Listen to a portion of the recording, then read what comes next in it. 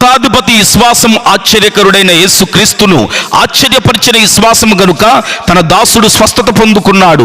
12 సంవత్సరాల రక్తస్రావంతో బాధపడిన స్త్రీ యొక్క నిస్సహాయ స్థితిలో యేసుక్రీస్తు వస్త్రం ముట్టిన ఎడల బాగుపడుదుననే విశ్వాసమే ఆమెకు పూర్ణ స్వస్థత కలిగించింది.